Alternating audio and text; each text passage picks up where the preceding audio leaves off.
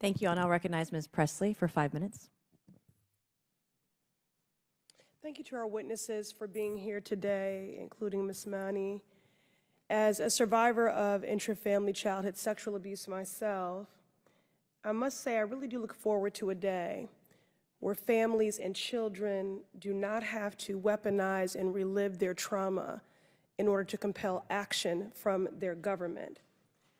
But I'm grateful for those who do it time and time again.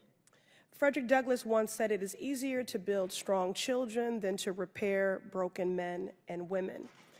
That is why in the 116th Congress, as a freshman member and serving on the Oversight Committee, I convened the first ever hearing on childhood trauma in the history of this committee.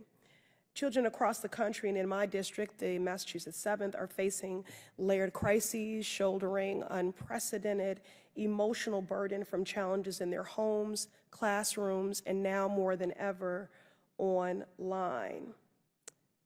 Our young girls, and we must see them as all of our children. Our girls are targeted and victimized the most. Just last year, the CDC released a report that teenage girls are experiencing record high levels of violence, sadness, and suicide ideation. The trauma backpacks that they carry across the thresholds into our schools every day only grow heavier. I ask unanimous consent to enter this youth risk behavior survey into the record. Without objection.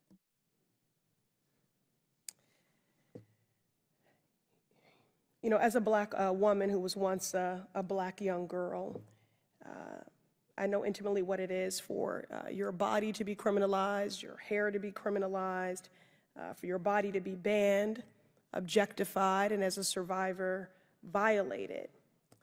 And as this report makes plain in this hearing, has confirmed, our girls are being traumatized. I worry for my 15-year-old daughter, who will think that it is normal, a conflated part of her identity as a girl or a woman in this country, to experience these indignities and these violations. Professor Waldman, in what ways does non-consensual deepfake pornography contribute to the growing crises of childhood trauma? I need more than 2.5 minutes to describe all those ways, but very briefly, the non-consensual deepfake pornography does more than just non-consensual pornography in that not only does it objectify and make someone at risk of someone who's always looking over their shoulder, of every image, every social encounter that they engage in, which deters them from engaging with other people, which is necessary at any age of life, but also it allows for this to happen even if you don't have any images out there, right? Because these images can be created even with a simple instruction to an AI generator. Essentially what it does is it creates perpetual trauma and perpetual risk of trauma. Thank you.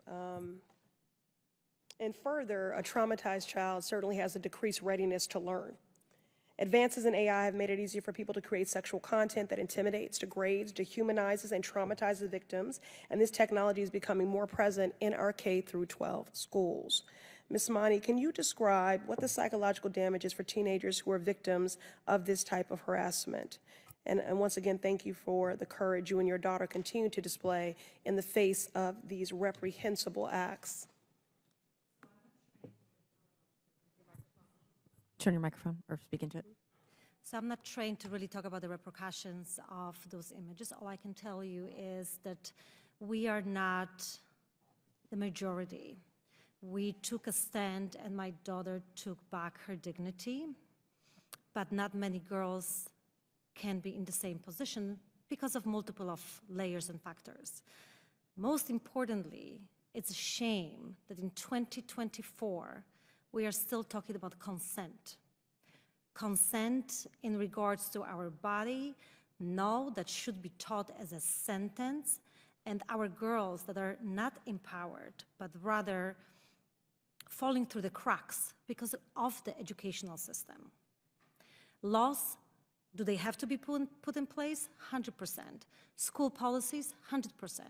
And then we all should sit down and figure out ways of how to make it better without pointing fingers as well, but rather because it's ethical and the right thing to do. Absolutely. I think we should start with trauma-informed schools. Thank you. 100%. I will now recognize Mr. Langworthy for 5 minutes. Thank you, Chairwoman.